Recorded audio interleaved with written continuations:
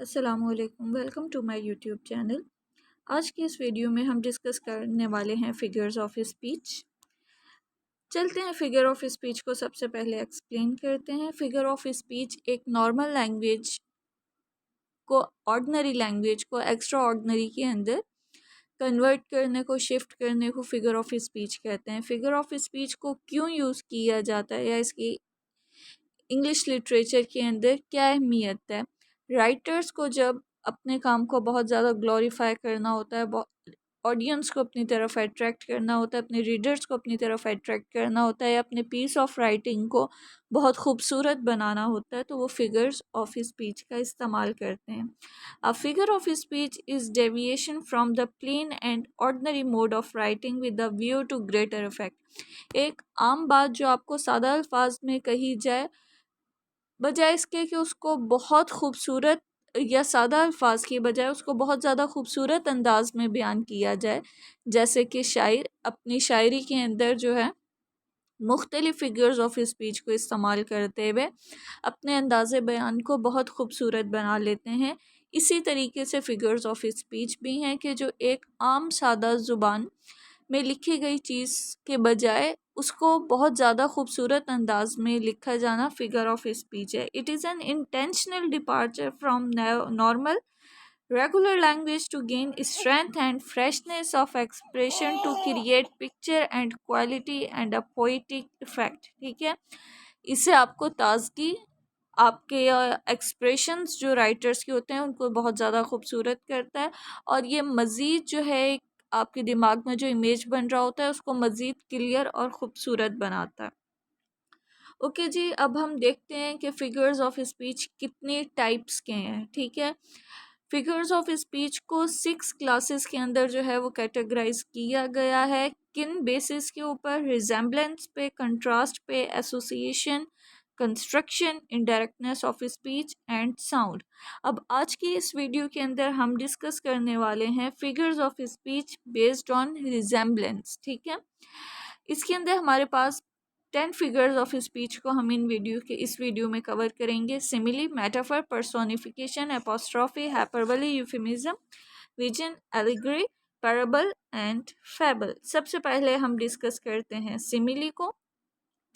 Simile को जब दो अनलाइक ऑब्जेक्ट्स को आपस में कंपेयर किया जाता है, दो वर्ड्स में से चूज किया जाता है एज और लाइक से, तो वो सिमिली कहलाती है। For example, she is as pretty as a rose. ठीक है, वो इतनी खूबसूरत है जितनी के गुलाब का फूल।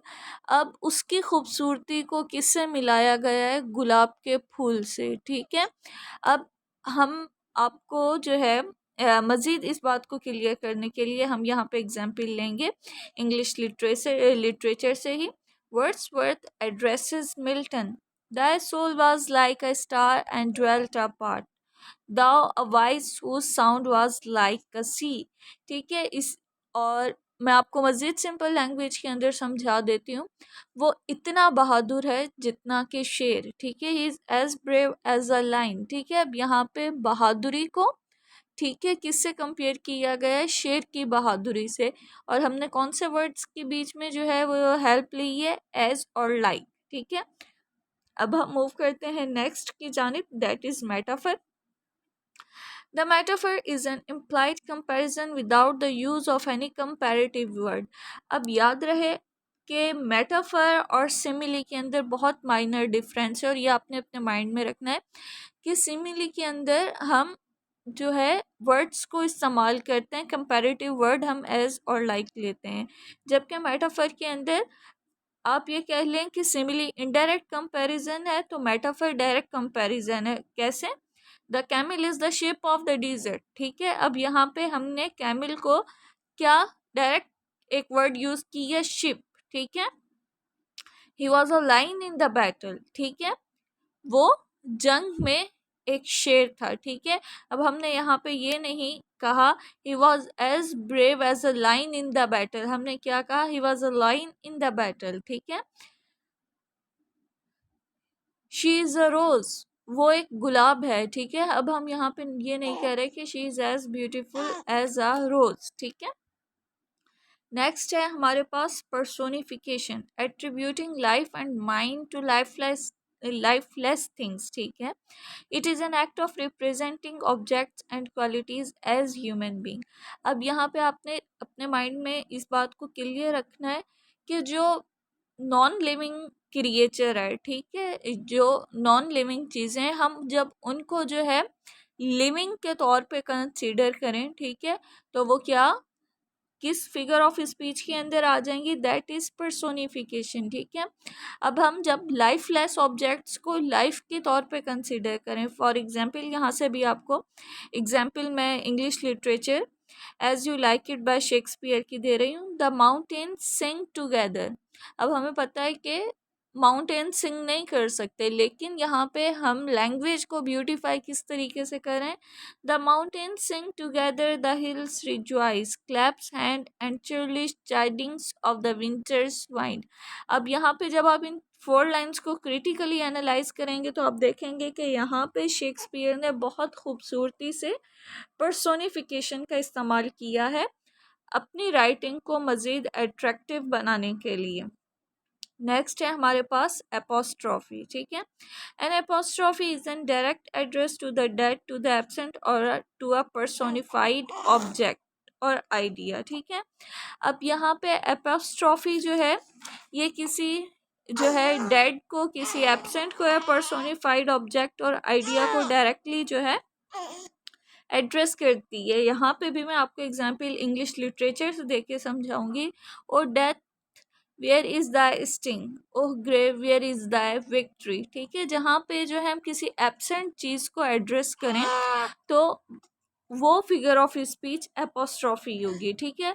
जब हम लाइफलेस ऑब्जेक्ट्स को लाइफ के अंदर लेकर जाएं तो वो पर्सोनिफिकेशन है, और जब हम एब्सेंट ऑब्जेक्ट्स से जो है जो हमारे सामने विजिबली मौजूद ना हो लेकिन हम उनसे एड्रेस करें, वहाँ पे अगर आपको सवाल आता है कि find out the figure of speech, तो वहाँ पे एपोस्ट्रॉफी को आप टिक करेंगे।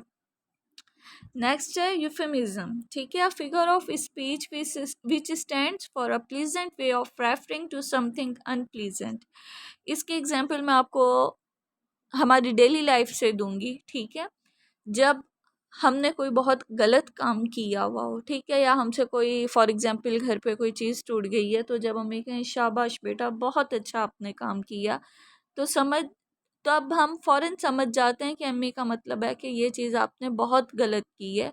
या जब हम क्लास में लेट हो जाएं और हमारे टीचर बोलें कि आज आप टाइम पे क्यों आए हैं, तो हम फ़ौरन इसका अपोजिट समझ जाते हैं कि हम देर से आए हैं, मतलब कि you are telling me a fairy tale, मतलब कि तुम मुझे एक जो है परी की कहानी सुना रहे हो। इट मीन्स कि यू आर टेलिंग अ लाई। अब यूफेमिज्म को आप ऐसे समझ सकते हैं कि जो चीज़ एक नाखुशगवार लफ्ज़ों के बजाय खुशगवार अंदाज के अंदर कही जाए वो यूफेमिज्म है। आप किसी को ऐसे अल्फाज ना कहें जो उसको बुरे लग जाएं, आप ढके छुपे अल्फाज में अपनी बात को बयान कर दें, दैट इज़ यूफेमिज्म। उसके बाद है hyperbole. In hyperbole a statement is made emphatic by over statement, ठीक है। सादा जुबान के अंदर इस फिगर ऑफ स्पीच में हम बात को बहुत बढ़ा चढ़ा के करते हैं, ठीक है। Why man if rivers were dry I am able to fill them with my tears, ठीक है। अब आप यहाँ पे इन लाइन्स से समझने की कोशिश करें कि अगर दरिया सूख जाए तो मैं इस काबिल हूँ कि मैं उन्हें अपने आंसुओं से भर सकता हूँ। अब यहाँ पे देखें कि बात को किस हद तक बढ़ा चढ़ा के लिखा गया है, ठीक है। अब यहाँ पे फिगर ऑफ स्पीच कौन सा यूज़ किया गया है, यहाँ पे figure of speech hyperbole use किया गया है। नेक्स्ट फिगर ऑफ स्पीच है हमारे पास vision. When we vividly describe the absent as present to the eye, ठीक है। जब कोई चीज़ हमारी आंखों के सामने ना हो लेकिन हम बिल्कुल उसको इस तरीके से बयान करें कि उसका इमेज, उसकी स्टोरी हमारे माइंड के अंदर क्लियर हो जाए। यहाँ पे मैंने आपके लिए 2 एग्जाम्पल रखी हैं, द डैफोडिल्स और द नाइट एंगल। डैफोडिल्स के अंदर आप बिल्कुल जो है आपको विलियम वर्ड्सवर्थ उस माहौल में ले जाते हैं कि आपको लगता है कि आप उन डैफोडिल्स के साथ बिल्कुल डांस कर रहे हैं, विंड, ब्रीज, हर चीज़ आप खुद वो आई क्लोज करके फील कर सकते हैं। इसी तरीके से आप नाइट एंगल में जॉन कीट्स आपको एक ऐसी विविड डिस्क्रिप्शन देते हैं कि आपकी चीज़ के अंदर आपके माइंड में हर चीज़ बहुत ज़्यादा एक पिक की तरह विजिबल हो जाती है। और वहाँ पे फिगर ऑफ स्पीच कौन सा इस्तेमाल किया जा रहा है, that is vision. Next figure of speech जो हम डिस्कस कर रहे हैं वो है allegory. Hidden meaning is to be read in between the lines. ठीक है, जहाँ पे जो लाइंस की अपेरेंटली मीनिंग बिल्कुल सिंपल हो, जबकि उसकी हिडन मीनिंग जो है वो बिल्कुल चेंज हो। यहाँ पे मैंने आपको दो एग्जाम्पल दी हैं, स्पेंसर्स फेरी क्वीन और बनियंस पिलग्रिम प्रोग्रेस। जिन लोगों ने भी ये दो फेमस वर्क पढ़े हैं इंग्लिश लिटरेचर से, उन्हें ये चीज़ बिल्कुल क्लियर हो जाएगी कि स्पेंसर्स फेरी क्वीन और बनियंस पिलग्रिम प्रोग्रेस, इन दोनों की स्टोरी सुपरफिशियली अपेरेंटली बिल्कुल चेंज है, लेकिन जब हम इनकी एलिगोरिकल मीनिंग पढ़ते हैं so that is quite different from the apparent meaning. और इन दोनों वर्क्स के अंदर कौन सी फिगर ऑफ स्पीच इस्तेमाल हुई है, that is allegory. Next figure of speech जो हम डिस्कस कर रहे हैं that is brief tale in prose to point up moral message. ठीक है, फेबल में मोस्टली हम एनिमल्स कैरेक्टर्स का इस्तेमाल करते हैं, जैसे हेयर एंड द टॉर्टोइज है। ये स्टोरी हमें क्या टीच करती है कि slow and study wins the race. इसी तरीके से हमारे पास थर्स्टी क्राउ की है और बहुत सारी जो है हमारे पास फेबल्स हैं जो कि हमें मॉरल मैसेज देती हैं। नेक्स्ट फिगर ऑफ स्पीच है पैराबल। ठीक है, it is a short allegory in which some religious और मोरल ट्रूथ इज इलस्ट्रेटेड। ठीक है, अब जिसके अंदर कोई रिलीजियस या कोई मोरल ट्रूथ जो है किसी भी लिटरेरी वर्क के अंदर बयान किया गया हो वो पैराबल कैटेगरी के अंदर आता है। ठीक है, इसके एग्जांपल्स भी मैंने आपको दो इंग्लिश लिटरेचर से दिए हैं, द प्रोडिगल सन एंड गोवर and the lost sheep. Next video में जो अब हम टॉपिक डिस्कस करने वाले हैं वो फिगर ऑफ स्पीच का पार्ट 2 होगा, figure of speech based on contrast. ठीक है, नेक्स्ट वीडियो के लिए जो है प्लीज़ चैनल को सब्सक्राइब करें ताकि मैं मज़ीद आपके लिए ऐसी बेहतर वीडियोस बनाती रहूं।